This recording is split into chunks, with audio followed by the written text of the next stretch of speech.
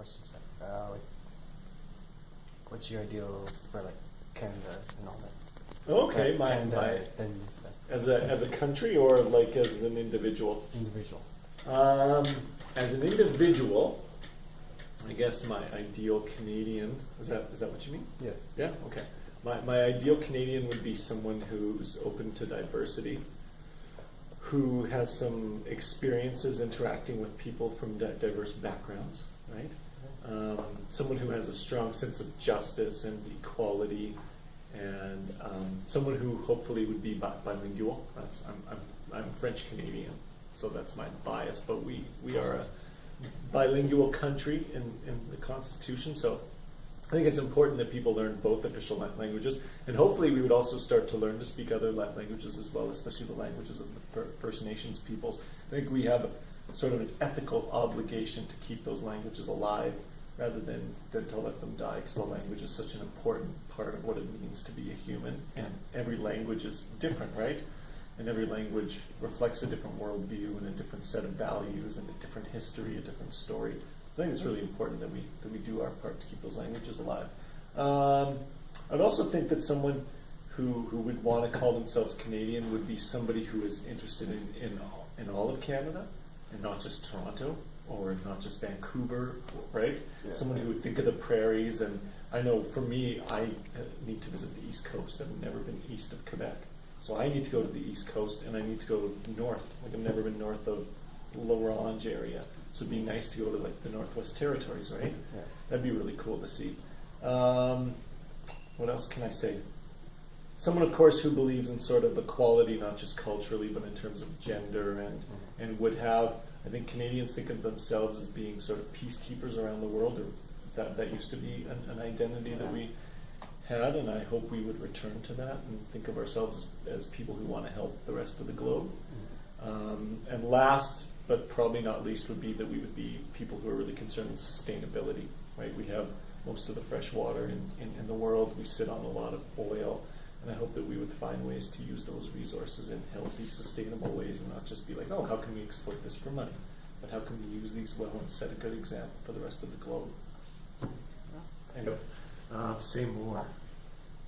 Say more. What do you mean by Canadian perspective? I don't want to get that wrong. My personal story in terms of Canada would be like I'm half French Canadian, and on that side of the family, I don't know how far back this goes, but in the early 1700s, my first French ancestor from France moved over here because he was like a northern peasant in France, right? He was just a farmer, and they were looking for people to come over and settle Quebec, and so he was kind of one of the first waves of settlers to come, and he got what they called a fille du roi, which is like a king's girl. So he was in his 40s when he moved over here. Probably didn't have much prospects. Probably was near the end of his life. Moved over here, and they gave him a girl, like an 18-year-old, right? As kind of here, you're settling in the new country. Here's one of the perks. And they were married, of course, and French Catholic, and so they had some children right away. And she passed away during childbirth with their second son, and the son survived. So then here's this man in northern Quebec, probably not used to the climate yet, very cold, very harsh, right, very rough living, and it's him and two young children. And somehow this man manages to survive, manages to raise a family, and he lives, I think, until almost 60, which for that time would have been quite old, right, because there's no health care and that sort of thing. So he raises his two sons until they're old enough to take over the farm. And to me, that's such an important part of what being Canadian is for my family. Just that strength, that courage, that resilience, but also the gifts, kind of the privilege, having the opportunity to have some land that maybe, I'm not sure by what right that land belonged to him or if it should have belonged to him. Certainly, receiving a woman doesn't seem quite right. So there are pros and cons are good and bad in that story, but it's still a story of courage and a story of hope, I think, and about the resiliency of the human spirit. And then on the other side, I'm like an amalgamation of a whole bunch of things. Saskatchewan, but there's some First Nations in there. I'm 1/8 Cree from the Big River Nation, and then Ukrainian, Scottish, Irish, German, and Swedish. So there's a whole bunch of things going on there, and it's a complicated mess. And I don't really know that history because that part of our history has just been lost. So we don't know much about that. So I think in that regard, when I think of Canadian, for those of us who have been here for a long time, I think it gets pretty messy.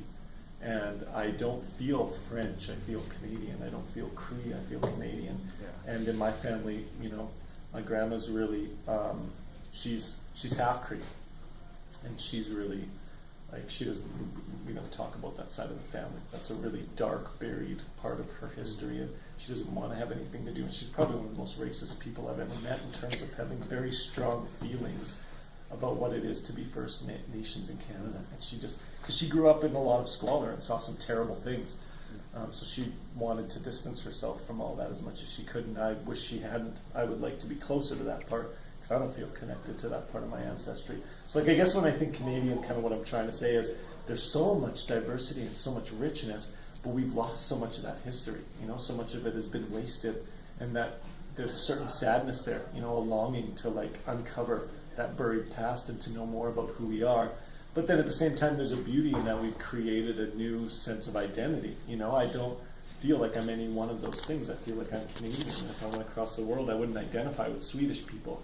I would identify with Canadians. So I think that's really cool that we're like a young, new culture, and there's a lot of hope and a lot of excitement there, but we're like a toddler. We make a lot of mistakes.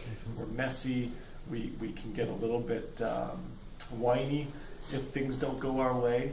And so I think we have a lot of growth that we need to pursue as a nation and as a culture. Was that good?